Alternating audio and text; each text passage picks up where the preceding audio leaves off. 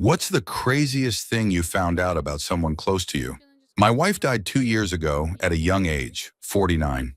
A week later, I decided to go through her personal devices to see if there were any other friends or family members that needed to be contacted. What I found instead was that my wife had been chasing after other men during our entire 12 years together. When she met me, she had another boyfriend she was fixated on, but his life was too much of a mess for her to seriously consider him as a long-term partner. She was a single mother with 2 kids and needed stability.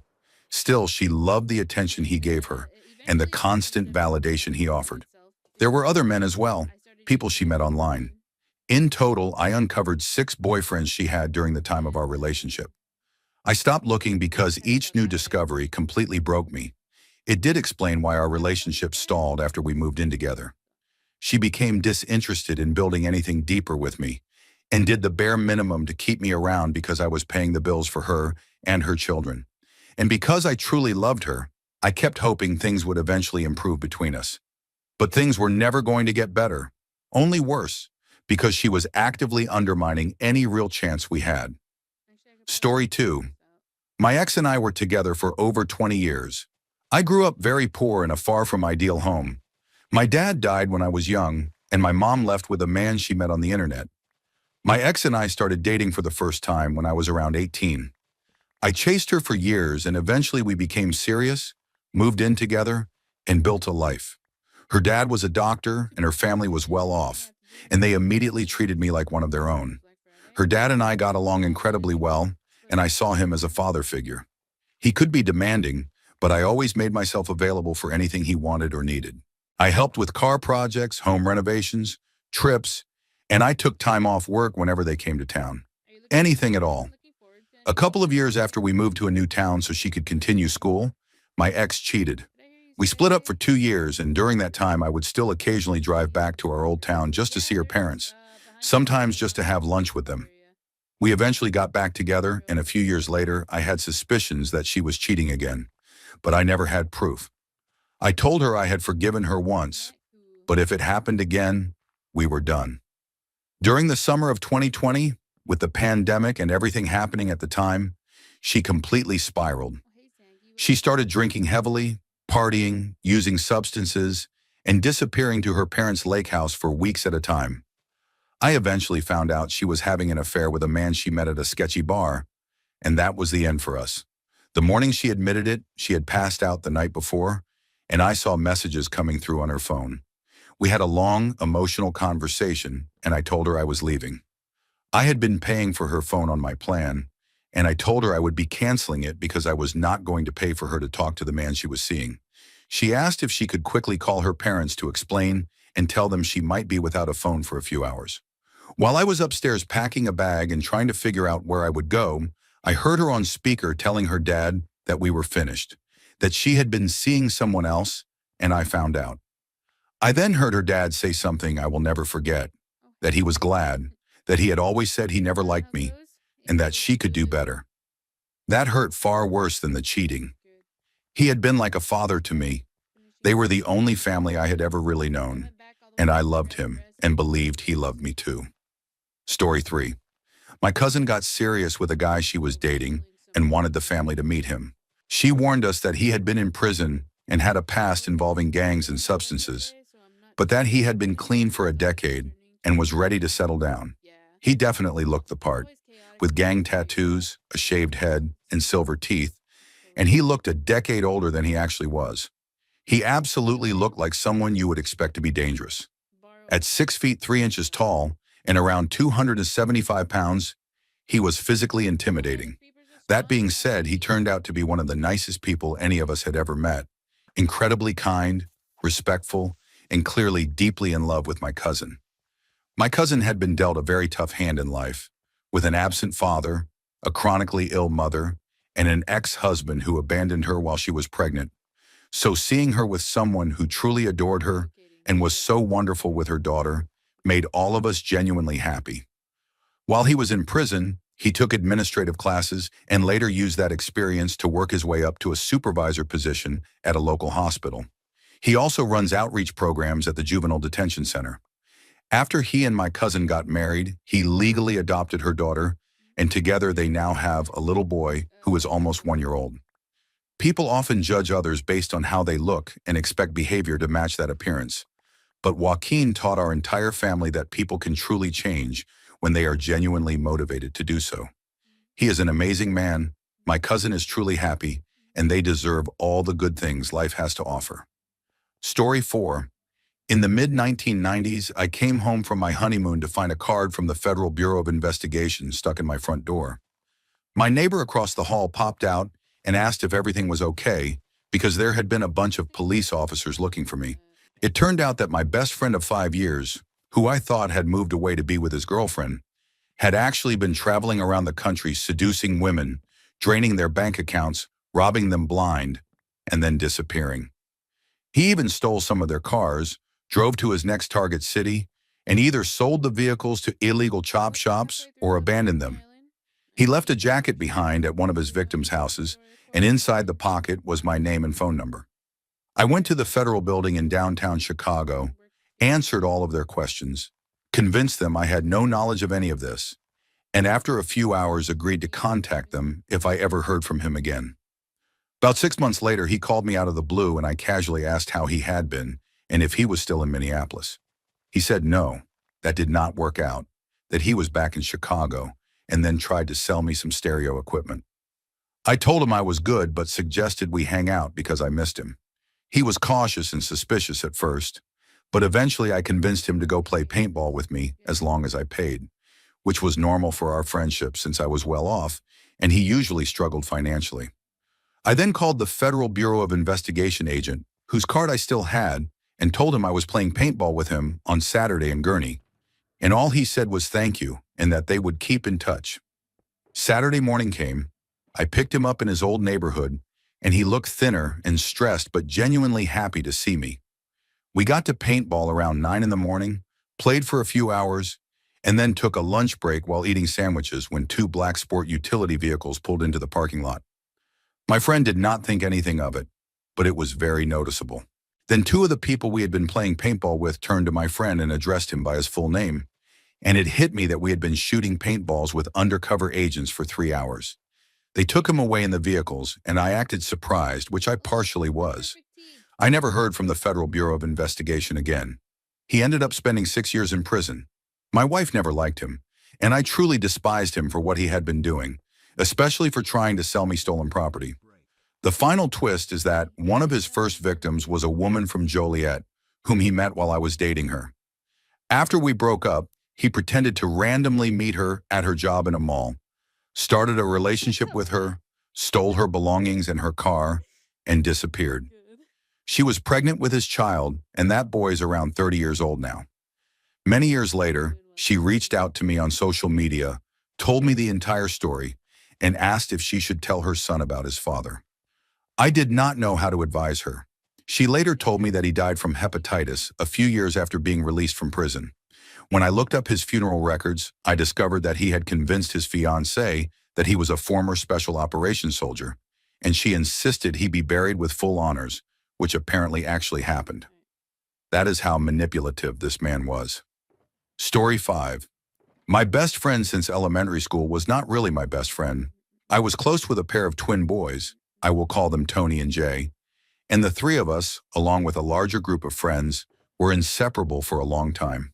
We all went to elementary school, middle school, and high school together. During the summer between freshman and sophomore year of high school, the twins went to Argentina to visit their sick grandmother.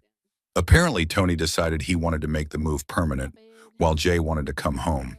The problem was that while Jay was likable, Tony had always been the more popular one in our group, and it seemed Jay had always been jealous.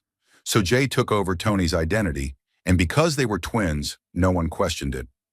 It was only later that things started to feel off. Stories told by Tony did not line up. Stories about events Tony had supposedly been part of when he had not been there, but Jay had. There were also things Tony could not remember about a past relationship with one of the girls in our group. Eventually, she called the family in Argentina, and they insisted that both boys had come home. But where the real Tony is, no one knows. We have theories that range from Tony running away while in Argentina and Jay taking over his identity, to something far darker where Jay did something to Tony and assumed his life. Either way, Tony is not really Tony. Story 6. I was a recently graduated therapist working in a clinic that handled a heavy amount of forensic cases. We were interviewing interns for placement as part of a graduate program, and this was an important process because many members of our clinical staff, myself included, had been hired directly out of internship. Many applicants were from the same graduate school I attended, so I personally knew a lot of them. One applicant was a man I had taken several classes with. He was completing the program part-time, meaning he had already been there when I started and was still enrolled when I graduated. We had taken around 5 classes together, and I knew him as very intelligent, sarcastic, and middle-aged. I also knew he worked as a hairdresser outside of school at his partner's salon, which made him popular among classmates because he often gave free haircuts. He gave an excellent interview, and I was almost certain he would be hired. However, we still had to wait for standard background checks.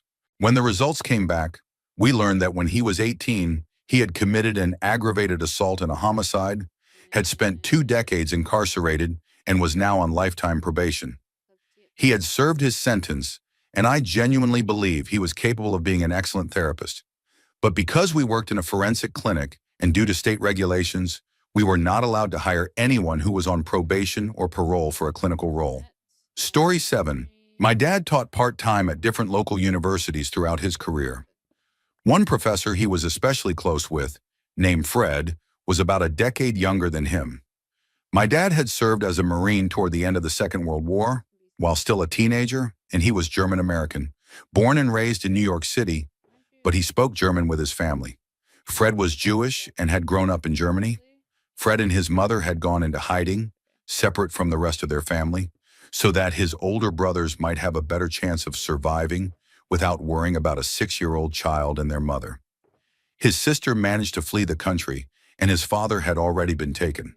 As the situation worsened and it became clear that anyone hiding would eventually be found, Fred and his mother were buried underground inside a box, along with others, and told they could survive for 3 days.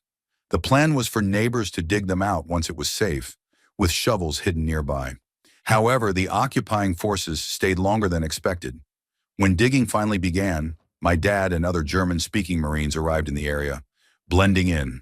The neighbors feared they would be discovered, but instead my dad and the others helped dig. My dad personally helped dig Fred and his mother out. They had essentially been buried alive in what could have been their own grave, relying entirely on others to survive and rescue them in time. Fred, his mother, his sister, and only one of his brothers survived the war. My dad and Fred stayed in contact for the rest of their lives. When we visited Germany, Fred's family treated us like royalty, and when they visited the United States, they stayed with us. As a child, I never understood why people in Germany would cry and hug my dad when they saw him. Only later did I understand there were many stories I would never fully know, and that my dad had quietly been part of saving lives. Story 8. A neighborhood friend's little brother was always considered a bit off, especially by his older brother, who constantly mocked him for having accidents well past the age when that would normally happen. The older brother never let it go and made fun of him relentlessly. The younger brother, however, was always kind and normal toward the rest of our friend group, so we assumed the older brother was just being cruel about a childhood illness or medical issue and did not want his little brother hanging around older kids. Whenever we called out the older brother for being mean, he would brush it off and say there was something wrong with him, but we still believed he was just bullying and continued to include the younger brother anyway. Almost 20 years later, long after the neighborhood group had grown up and gone separate ways, the younger brother added me on social media.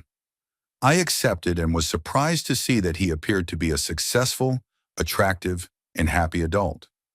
He immediately liked several of my recent photos, including ones with my husband and children, and then began flirting with me.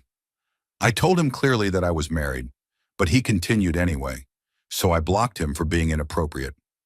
Less than a week later, news spread through the neighborhood that he had been arrested in a federal sting operation involving the exploitation of children. Authorities had caught him using social media to target single mothers and attempting to arrange access to their pre-teenage daughters in exchange for money, and one of the mothers was allegedly involved herself. I felt physically sick for weeks knowing that the unsettling behavior he showed me was likely part of something far more disturbing. It turns out the older brother had been right all along, and even thinking about it now makes me feel ill. Story 9. My great-uncle passed away about a year ago, and while it was not entirely unexpected, it devastated his family because he was an incredible man and completely devoted to his family. He had two children who were the center of his world, and he was everything to them in return. His son flew into town for the funeral and was emotionally overwhelmed the entire weekend. He delivered a beautiful eulogy and spent most of the time sharing memories about his relationship with his father and how deeply they loved each other. A few days after the funeral arrangements, their relationship came up in conversation with my mother, and somehow the truth came out. My uncle revealed that the son was not biologically my great-uncle's child. It had apparently been an open secret that my great-aunt had an affair with a local police officer during a brief separation. And when the timing was considered, it was clear the son had been conceived during that period. Physically, he resembled the officer completely and looked nothing like the man who raised him. While the revelation was not shocking to me personally, it was clear that biology never mattered to my great-uncle. Whether he knew the truth or not, he loved that boy as his own and was a true father in every sense of the word. Learning this only deepened my respect for how gentle, kind, and sincere my great-uncle truly was, while also revealing a much messier and complicated side of my great-aunt that continued to surface through other stories afterward. Story 10. My best friend and I met while living in the shelter system, and there was one particular staff member at our housing site who seemed to have it out for us from the very first day. She was constantly mean and condescending, always making snide remarks, and did everything she could to get us in trouble. She especially seemed to resent the fact that we both required accommodations for our assigned chores, since I have upper body mobility issues, and my best friend has a genetic condition called Ehlers-Danlos syndrome that makes routine physical tasks extremely painful for him. She repeatedly tried to force us to complete chores without accommodations and complained that she believed we were lying just to take advantage of the staff. Her behavior became so hostile that whenever she was working, we would leave the site entirely because it simply was not worth the stress. One night, after she more or less drove us out with her aggressive and abusive conduct, my best friend went on an angry rant saying he wished she would just die so we would never have to deal with her again. None of us expected anything like that to actually happen, let alone about 2 weeks later. We were later informed by shelter staff that she had died, and it was presented as if it were due to an unexpected illness or accident. But one of our friends became curious and looked into what had really happened. It turned out she had been severely mentally, physically, emotionally, and financially abusive to her long-term partner, who was also mentally and physically disabled. After years of trying to leave the relationship and being repeatedly manipulated into returning, the partner ultimately shot her in the street in front of a deli we had walked past countless times. An article about the case explained that the partner's family had tried for years to help her escape the relationship, but felt helpless as she was continually drawn back by promises of change. Looking back, we always sensed something deeply wrong in how that staff member treated disabled people. But we never imagined she was going home and inflicting the same kind of suffering on someone just like us. Story 11. There was a priest at my church growing up who always made me deeply uncomfortable, though I could never explain exactly why. As I became an adult, I drifted away from the church entirely, only attending services on holidays with my family. About 9 years ago, my father became very ill, and this same priest came to our home to give him his last rites. He spent a significant amount of time with our family during one of the most painful and vulnerable periods of our lives, offering spiritual support. Shortly after my father passed away, the priest was transferred to another church, and not long after that, disturbing stories began to surface. He had been caught sending inappropriate, though allegedly non-shul, messages to underage boys at the school connected to the new church. Soon after, more victims came forward with accounts of abuse that dated back as far as the late 1980s, including several people who had been my friends in the youth group when I was younger. The realization shattered me. He had been close with so many families, including mine, and had stood beside us in our darkest moments while fully aware of what he had done. The sense of betrayal and disgust is impossible to fully describe. and I still wonder how many families trusted him and how many victims never spoke out. Any remaining connection I had to organized religion ended that day, as I could no longer morally or ethically support it in any form. The final blow was learning that he received only 5 years in prison for destroying countless lives. He was eventually removed from the priesthood, and I can only hope the rest of his life reflects the harm he caused. Story 12. One girl from my town started having sexual relationships with as many men as she could, and it began first with her boyfriend, then escalated to multiple boyfriends, sometimes a new one every month, and eventually even married men. They would drink after work at the local coffee bar and openly brag to other men about how great it was with her. I spent a lot of time at that bar during the summer because it was the only place in town that sold ice cream, a small town perk, and I overheard a lot of this. I was 10 years old at the time, and it was shocking to learn about all of it, especially since she was 18 or 19, and I had known her for as long as I could remember. My group of friends and I would talk about it sometimes, though we were completely clueless about S and not interested in it at all. My main focus back then was playing soccer in the street and seeing how many marbles I could win from my friends. We wondered why she was with so many men and assumed something must be wrong with her. She was not even treated well. Some of the men she dated would argue with her publicly once they found out she was seeing others, and it often became loud and dramatic. Time passed, and one day when I was around 12, I happened to see her crying alone on a bench near the town park. I asked if she needed help, and she told me something that completely stunned me. She said she knew everyone in town saw her as the town disgrace, that all the women knew and did not care, and that the men only wanted to use her and did not even see her as a person. She said no one had ever asked if she needed help or support. She explained that this all started because she had been assaulted by her own father years earlier, which was the trigger for everything that followed, and that she had never found comfort from anyone, especially men. She did not have a mother. She told me the names of many of the men she had been involved with, and I was horrified to recognize most of them as neighbors, though I remember feeling relief that my father's name was not among them. I was deeply shaken by the encounter and told my mother that night what she had shared with me. My mother was stunned, as she had never known the reason behind the girl's drastic change in behavior. My father was equally shocked, especially because some of the men involved were people he knew personally, men with families and children who were my friends. Both of my parents believed me, but they struggled to accept that neighbors they respected were involved in something so disturbing. The next morning, my mother told me she had received a call from a neighbor saying that the girl I had spoken to the day before had died after ingesting rat poison. Her funeral was almost empty, with hardly anyone there besides close family. After that, no one in town ever spoke about her again. At the coffee bar, her name was never mentioned, and none of the men who had been involved with her ever acknowledged her existence.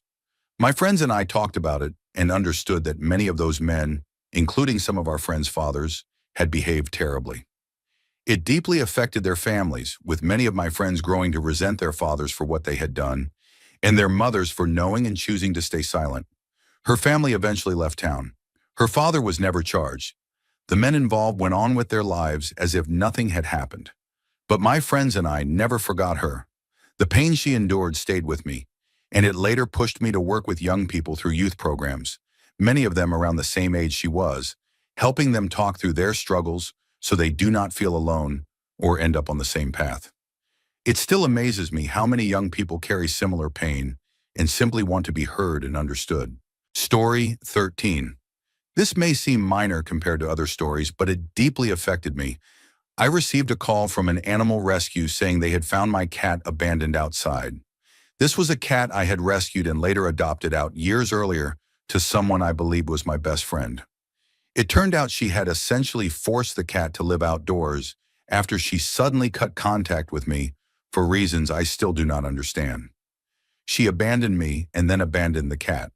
Her next-door neighbor confirmed they had seen the cat outside for months, including during the dead of winter in below-freezing temperatures. Eventually, the neighbor took the cat in when it appeared severely ill in mid-December and scanned the microchip, which was still registered to me.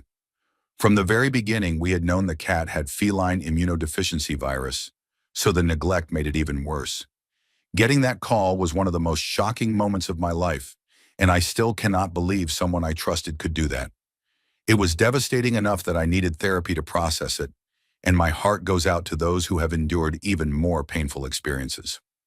Story 14. About 25 years ago, one of my friends died in a house fire. He had been living with another friend at that friend's mother's house. For a couple of weeks, everyone believed the fire was a tragic accident. The surviving friend even stayed at my house, which was a central gathering place back then, and our entire group surrounded him with comfort as he told dramatic stories about saving his mother first and then trying to go back inside for our friend, only to be stopped by smoke and flames. Then one day the police arrived and arrested him. They also brought my husband and me in for questioning because we had allowed him to stay with us. We were questioned for hours about the fire, our friend, and anything we knew about how it started. It was terrifying, but it became clear we were innocent and only knew what we had been told. The truth was horrifying. Our so-called friend and his mother had planned to burn the house down for insurance money, believing that the death of a close friend would make the story more believable. He murdered our friend and committed arson for what would have amounted to around $20,000 after the mortgage was paid. His mother acted as an accomplice. He was unable or unwilling to post bond and remained in jail, where he still remains. If he had been released, I truly believe our friend group would not have let him walk free. We were furious and heartbroken. Story 15. I loved my father, but he emotionally and verbally abused me. For years I tried to deny it, minimize it, and convince myself I was exaggerating, but the truth never went away. There were also deeply inappropriate behaviors that I do not believe escalated beyond discomfort, such as watching explicit material in shared spaces or showing me adult magazines. In first grade, I even got in trouble at school because he encouraged me to draw exaggerated body parts on a character in a story. There were moments of physical violence as well. Once as a teenager, we got into a fight, and another time when I was around 16, he held me by the neck against a kitchen wall because I laughed while doing dishes, lifting my feet off the floor. My brother experienced similar treatment, yet he seems to remember nothing negative and has even scolded me for speaking poorly of our father.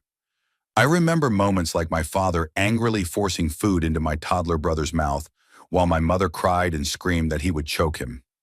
My father passed away recently, and I went through therapy to grieve, forgive, and move forward.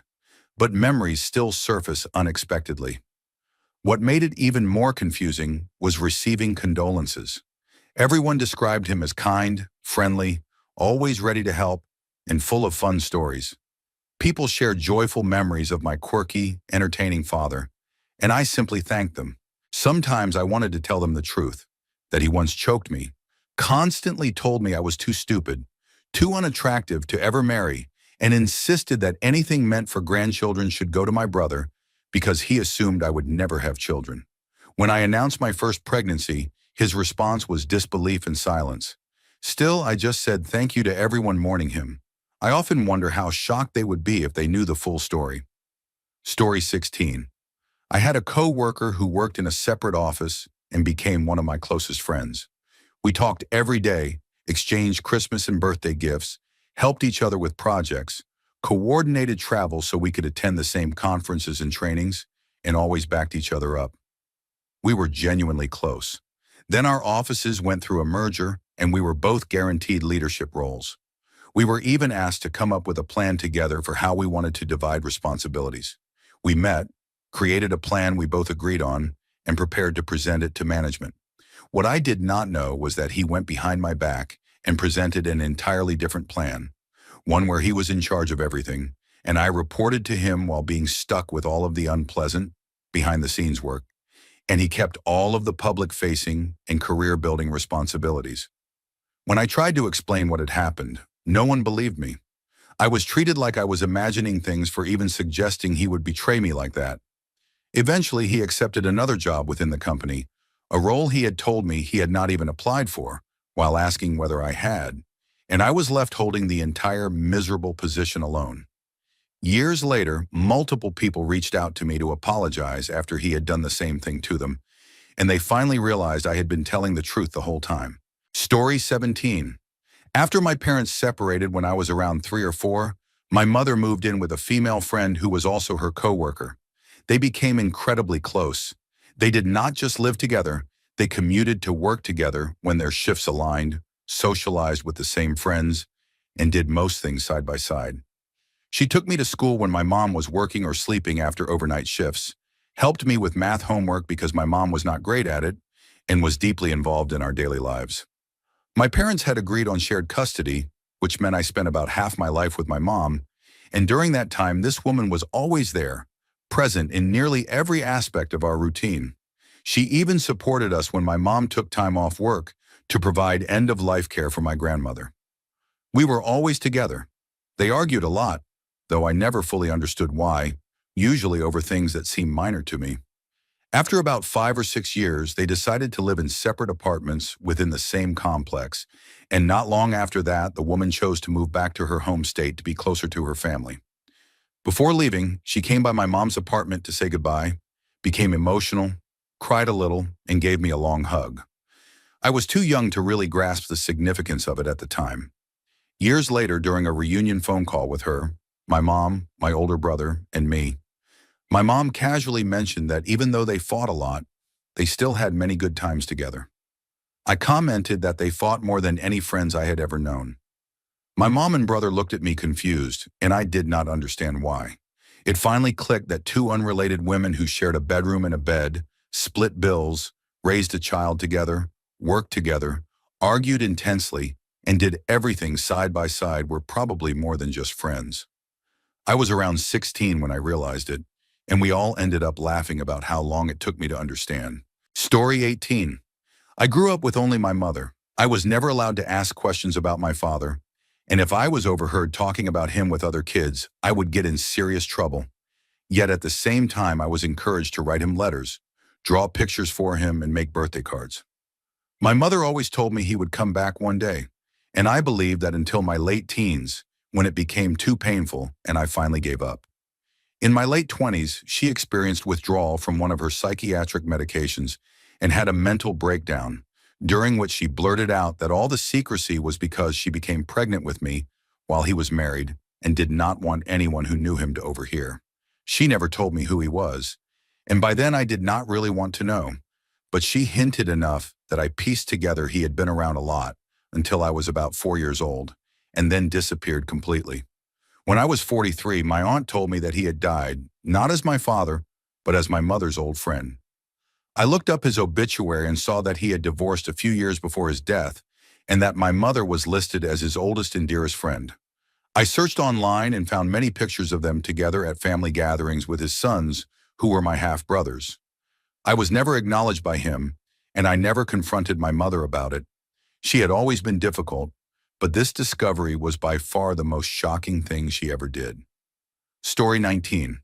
I was working in human resources in the late 1990s when the information technology department came to me with a serious issue. The network had flagged a large amount of illegal and disturbing material being accessed from a single computer, which belonged to a man in the marketing department. He was quiet, polite, and well-liked, which made the discovery even more unsettling. I told the head of information technology that I would handle it and instructed him to keep it confidential. I immediately went to the chief executive officer and the president of the company, which was a small but growing business, and informed them that I was terminating the employee and contacting law enforcement. The chief executive officer objected, saying he did not want police in the office or the situation becoming public because it would be bad for business. I told him that either I would make the call or I would resign on the spot and report it myself. He realized I was serious. Within the same hour, the authorities were called and the employee was fired. During the arrest, the man looked at me and asked if I was going to tell his youth organization leader about it, which made the situation even more horrifying, as he was heavily involved in mentoring children. I turned to the chief executive officer and said that those organizations would absolutely be notified as well. The president backed me completely and instructed me to contact the local organization leadership, which required calling multiple districts across Tennessee to find where he was active. The chief executive officer later apologized repeatedly for his initial reaction, and the president told him in front of me that if he ever attempted to minimize something like that again, he would take it directly to the board and have him removed. Within 3 months, the chief executive officer was gone, both because of this incident and additional financial issues that came to light. I later had to appear in court because the arrest occurred at the workplace, and I was horrified by the charges that were revealed. Authorities discovered he had an apartment filled with illegal material and had moved south from the northeastern United States to avoid prior warrants related to similar behavior. After that, the company implemented full background checks despite the financial strain, with full support from the board and the president. He served time, though I do not know where he is today, more than 25 years later. Story 20. I had an older friend who was like a brother to me for a few years, around the time I graduated high school. We ran a business together and lived next door to each other for several years on what was essentially a work compound in a tourist town, a large business property, not anything cult-related, where we all worked together. There were also young women living there for the summer to work, ranging in age from about 16 to 30. We often became close friends with them and sometimes dated, though mostly it was social and friendly. For context, I married one of them, and we have now been together for over 20 years. One summer, there was a girl who immediately connected with this friend, and I already knew he had a pattern of dating girls who were far too young for him. She only worked there for a few weeks before returning home for school. He later told me he felt guilty because he had gone too far with her one day while they were alone together. Not long after that, I moved away and we stopped spending time together. A few years later, I unexpectedly ran into that girl at work, and she cornered me almost immediately. She told me that my former friend had assaulted her and also revealed that she was much younger than I had remembered, only 16 at the time. I thought back to what he had told me and his behavior afterward, and I believe she was telling the truth. I did not know what to say and likely did not handle the situation well, but I felt strongly that he should face consequences for any crimes, even though I still emotionally thought of him as a brother. Shortly after that conversation, her work schedule changed and she had to leave the job the following week. I moved on with my life and never really got any answers. What still unsettles me is that I later learned he had helped a completely unrelated victim seek justice by serving as a witness in court. I have never been able to fully make sense of how those two realities could exist in the same person. Story 21. I found out that a neighbor and someone I considered a pretty good friend at the time was involved with a 15-year-old girl. He was 34 and I was 22. I had met her a few times and her age never came up until months later. She looked like she was in her 20s at least, so nothing seemed immediately off. Eventually, I learned that the apartment he claimed was his was actually her mother's place, and he was covering the bills. One night, while a group of us were drinking and hanging out at a party, it slipped out in front of everyone that she was underage, and the atmosphere shifted instantly. I sat with that information longer than I should have. I slept on it, then talked to my roommate the next morning, who was also friends with him, and we both agreed it was not something we could ignore. I contacted Child Protective Services and gave them the apartment number and names I knew. Later that same day, before authorities had come by, he knocked on our door wanting to hang out. I let him in, but the tension was obvious.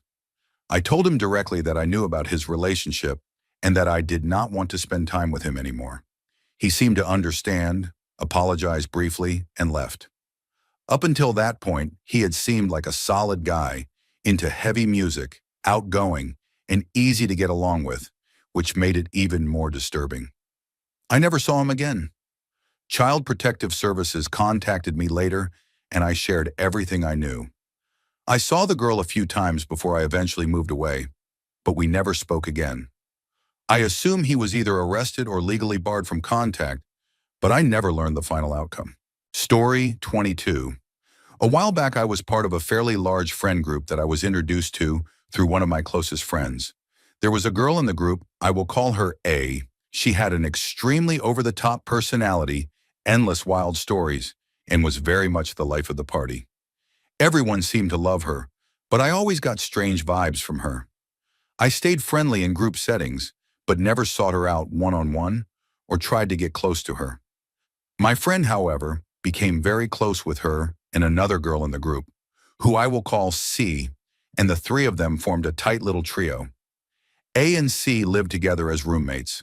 A constantly claimed she was a lawyer, but said she was working at a youth organization because she had not renewed her license in the state we lived in, and could not afford to do so, which always sounded odd to me, though I never cared enough to look into it. C worked as a therapist, and the company she worked for needed legal representation for something, so she suggested A might help if she renewed her license. A claim she did said she borrowed money from two friends to pay for it and started handling the case. Around the same time, another acquaintance who owned a bar needed legal help, so A was brought in for that as well. Eventually, the opposing lawyer in C's company case felt something was off and looked A up, only to discover she had never been a lawyer at all, in any capacity. That discovery led C to dig into other strange things that had happened while A was living with her, and she uncovered that A had stolen her credit cards, made up elaborate lies to get money, and had been exploiting her financially. Once that came out, it became clear that A had been doing similar things to nearly everyone in the group for years. The bar owner eventually exposed her publicly, and everything exploded. People were furious, and rightfully so. I realized I could name more than 10 people she had taken advantage of. Afterwards, she reportedly had a severe breakdown, attempted to harm herself, spent a short time in psychiatric care, and then disappeared entirely. I know she moved to another state and cut off all contact. What made it even stranger was that her older sister was also part of the friend group and stayed around because she eventually realized A had been doing the same things to her as well. Over time, most of us drifted apart, though many still keep in touch occasionally, and there is an unspoken rule that her name is never mentioned. This is only a surface-level version of what happened, as there are countless other stories tied into it, enough that everyone involved could probably write a book. Legal action was taken, and there is still an active warrant out for her arrest. Story 23. I was in a band for 11 years, and like most bands, we were incredibly close friends. I genuinely considered those guys my best friends. Even as we got older and life pulled us in different directions through jobs, families, and opportunities, we stayed extremely close. We had group chats on every platform, talked every day, checked in on each other constantly, and regularly traveled long distances to hang out and spend time together. Eventually, as some of us focused on families and others on serious careers, the band itself ended, but the friendships did not. We still talked daily and continued organizing regular meetups. About 5 years ago, one of the guys suddenly went silent. He stopped responding in group chats, stopped showing up to gatherings, and I could not reach him. Not long after, I found out he had been arrested for physically abusing his girlfriend and their newborn daughter, who was only a few months old at the time. At first, I could not believe it, but he eventually pleaded guilty to all charges and served 3 years in prison. I immediately cut all ties with him. When he was released, however, the rest of the group welcomed him back as if nothing had happened. I never could, and never will, tolerate something like that. I could not understand how they were willing to forgive it and dismiss it as a mistake. After nearly 6 months of arguments, I finally told them that if they could look past something so horrific and invite him back into their lives, I could not remain part of that group. I have not spoken to any of them since. Learning that someone I trusted for so many years was capable of such violence was devastating, but realizing that my other friends were willing to excuse it was just as painful. Story 24. I lost my mother when I was 5 years old, and up until I was about 17 or maybe even 18, I believed she had died from liver failure that was completely out of anyone's control. I grew up thinking that life had simply taken its course, and there was nothing that could have been done. One day, while getting a new passport or something similar with my father, we needed to provide a death certificate. After we finished, my dad handed me a stack of papers to hold, one of which was that certificate. While standing there waiting, I became curious and started reading what I was holding, and that is when I saw the words stating the cause of death was a contact gunshot wound to the head. It took me a long time to fully process and understand what that meant. Weeks later, I finally found the courage to ask my dad about it, and he told me the truth. She had been deeply depressed and had taken her own life. I was only 5 when she died, so the image I had of her was limited to what a small child could remember, and nothing in that image suggested someone who was struggling so badly. She was my mother, and I will always love her more than anything, no matter how little time I had with her. But I also feel anger toward the part of her that chose to leave my brother and me without a mother. I believe that ending one's own life, regardless of the reason, is an incredibly selfish act. I have only shared this with a handful of people before, so telling it now, even to strangers, feels strangely relieving. Story 25. Several years ago, one of my coworkers and very close friends had to move out of their home due to serious financial issues. They told me that during that time they and their mother were staying with a relative, but the house was extremely cramped, so they tried to stay out as much as possible. I noticed that during this period, they sometimes had an odor, and their work clothes looked worn or unclean, but I brushed it off because I did not want to be judgmental or cruel. This person was, and still is, one of the kindest people I know. They were relentlessly positive, almost unbelievably so, always cheerful, helpful, optimistic, and kind. You would never have guessed they were struggling with housing insecurity and severe financial stress. One day at work, they received a phone call telling them they had been approved to rent a house nearby. They immediately burst into tears of joy, and we were all thrilled for them. That was when they quietly admitted that they had been sleeping in their car for several weeks. There simply had not been room for them at the relative's house like there was for their mother. They would occasionally stop by to shower, do laundry, and eat, but otherwise they lived out of their vehicle. They said they did not want to be a burden and knew that I or our bosses would have insisted they stay with one of us if we had known, so they stayed silent. It was devastating to hear. They are one of the hardest working and most genuine people I have ever met, and knowing they endured homelessness without telling anyone broke my heart. Later, one of my bosses and I cried together because we wished they had told us so we could have helped. Story 26. This story involves my high school crush, his girlfriend, and our physical education teacher. This time, I cannot say the teacher seemed harmless, because he was not. He was openly unsettling. During swimming lessons, he split the schedule so boys attended in the morning and girls in the afternoon, which initially seemed considerate. That changed when we realized he never entered the pool during the boys' sessions, but always got into the water with the girls. He even forced one of my friends, who already knew how to swim, to attend a private lesson alone with him.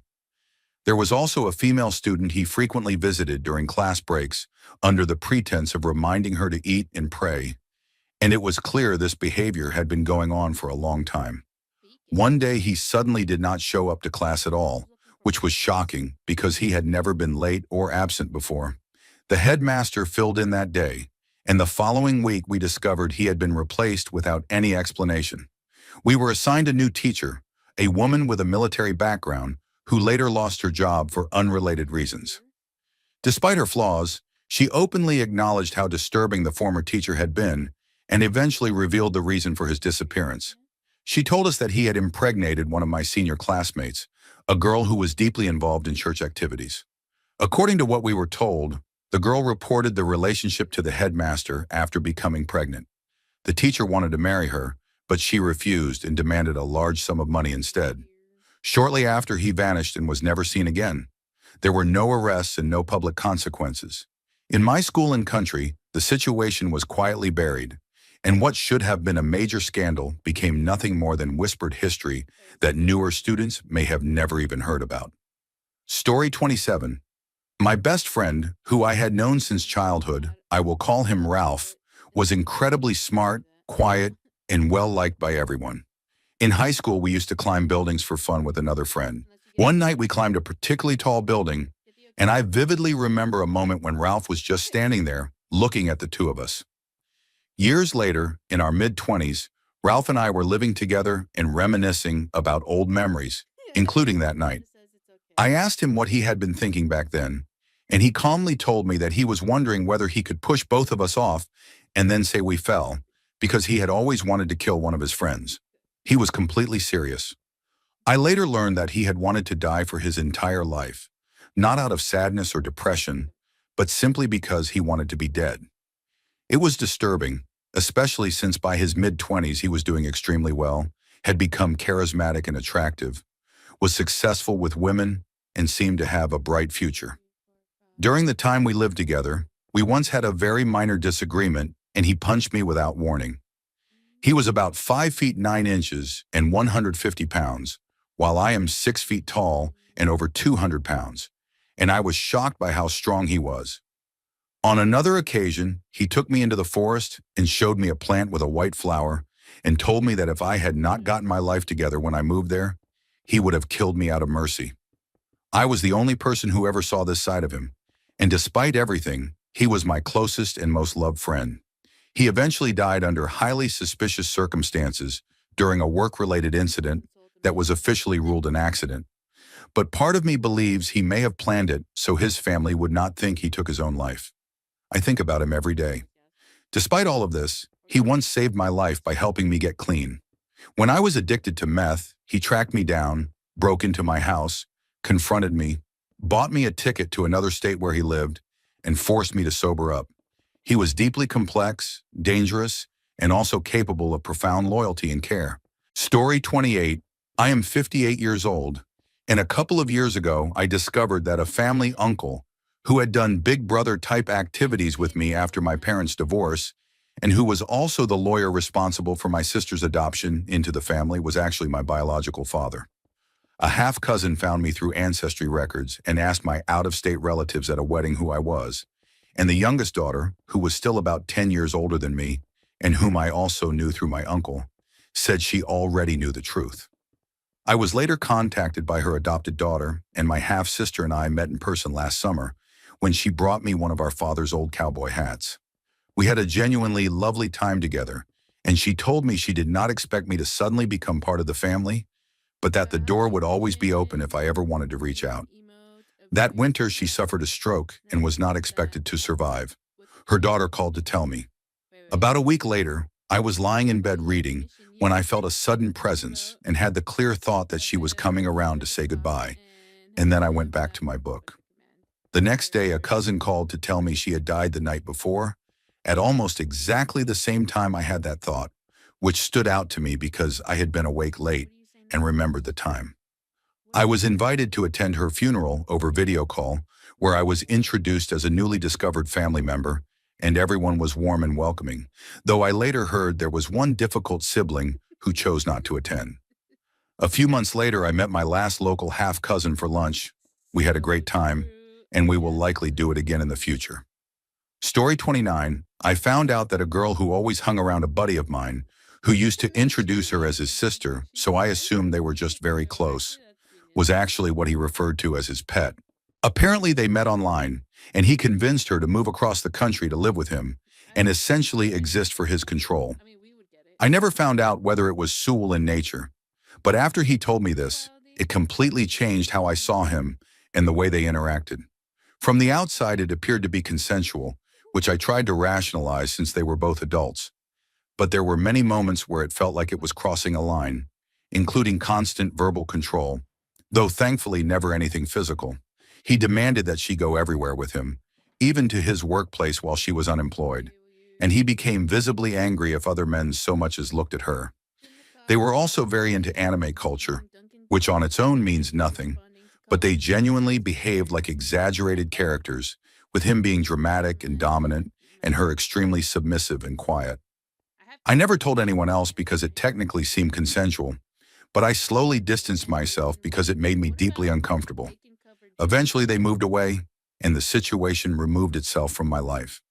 Story 30. One woman I once called my girlfriend had been a high school crush, though I only ever knew her by her first name. A mutual friend set us up to talk, and after about 2 weeks we met in person and quickly became involved, eventually calling ourselves a couple. About 3 weeks into the relationship, she confessed that she was married. I wanted to end things immediately, but she convinced me that she was trying to leave him and claimed he was emotionally abusive. I believed her. We stayed together for roughly 8 months, and during that time she showed me bruises she said were from her husband hurting her. I wanted to intervene, but my judgment was clouded, and I felt trapped in a situation I never intended to be part of. Her husband never knew about me, only that we talked frequently. Eventually I reached my breaking point. About a month before ending things, we went to visit a friend at the hospital whose daughter was undergoing surgery, and we sat apart because only our mutual friend knew we were involved. Before that day, she had been at my house and used my computer to log into one of her online accounts, and I did not realize she had stayed logged in. After she dropped me off from the hospital, I turned on my computer and saw that her account was still open. I should have logged out, but curiosity got the better of me, and I read her messages. That is when I discovered she was not only cheating on her husband, but also seeing around 10 other men at the same time. In one conversation, she used the same code words she used with me to arrange meetings and referenced spending time with a friend earlier that day using details that clearly referred to me. A week later, she came to pick up some belongings she had left, unaware that I was ending things on my terms. I handed her an envelope containing printed copies of her messages, and the color drained from her face as she read them. As a final moment of closure for myself, I walked her to the door, kissed her, opened it, and sent her on her way, only later realizing her sister had been waiting outside. About 15 years passed, and only last year I learned that her husband had died and that she was still living the same way. Now with another man who looked eerily similar to me and even shared my first name. By then she had moved away, and all of our mutual friends who knew the truth had completely cut her off. Story 31. I was estranged from my father for 10 years, so there are many things about his life that still surprise me, but this story is about his neighbor. I went to visit my dad and met the man next door, who was also a close friend of his. Picture two gruff, former Navy men in their mid-70s living in a British city. The neighbor was kind and genuinely excited to meet me because my dad had told him about my work as a marine biologist. The next time I visited, the neighbor was not around, but my dad handed me a gift the man had made for me. It was a handmade navy blue leather-bound notebook with an anchor and the words nautical notes embossed on the cover. I was deeply touched and could hardly find the words to thank him. Curious about where he had learned such a skill, because the craftsmanship was beautiful and rare, I asked my dad about it. That was when he told me the neighbor had spent most of his adult life in prison, having been incarcerated from the age of 21 and released only a few years earlier. While imprisoned, he learned several trades, including bookbinding. Naturally, I asked why he had been sent to prison, and my dad explained that he had killed his own father.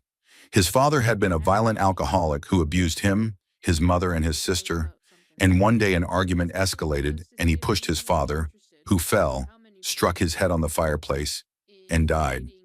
Knowing this did not change how I felt about him. He seemed like a genuinely good man who had paid for a terrible moment in his life and spent decades atoning for it. He passed away last year, but I still have the notebook, and the story has stayed with me ever since. Story 32. My wife, the daughter of the retired and longtime head librarian of our high school in Hinesville, Georgia, betrayed our marriage in the most shocking way imaginable by having an inappropriate relationship with her own brother. When I told my mother-in-law what was happening, she scolded me, gave me the silent treatment, and removed me from her social media. Shortly afterward, our daughter noticed that her grandmother was publicly humiliating me online, fully aware that I could not defend myself. When my daughter tried to tell the truth and stand up for me, her grandmother blocked and unfriended her as well to silence her, but by then the damage was already done, and many people believed the lies because no one was allowed to counter them. Eventually, I responded by exposing everything, including the inappropriate relationship, the emotional and financial abuse, the silent treatment, the fact that my wife had been arrested for domestic violence after physically attacking me, her struggles with alcohol, and the reality that our daughter had attempted to take her own life multiple times due to the environment created by her mother. As a result, my wife's brother's family cut off all contact with her and her mother, which enraged my wife and led her to take out her anger on all of us for over a year, ultimately resulting in her removal from the home. She continues to portray herself publicly as a devoted mother and friend while omitting the truth, including that she physically harmed our children and then claimed online that she was simply disciplining them. She later shifted the narrative again by claiming she was suicidal, particularly while intoxicated, and had herself committed several times not to seek help but to gain sympathy and attention. She has never apologized to anyone she hurt, including our daughter, and now barely contacts or visits our children while struggling to pay child support despite maintaining her lifestyle. She publicly praises herself as a mother during the rare occasions she sees them, continues drinking heavily, and is now involved with a bartender who enables her habits. She has been unable to keep steady employment due to repeated misconduct, and I have learned she survives through odd jobs and a monthly allowance from her mother, contingent on cutting all ties with me and never mentioning my name. She ultimately chose dependency, denial, and self-destruction over the life we once built together.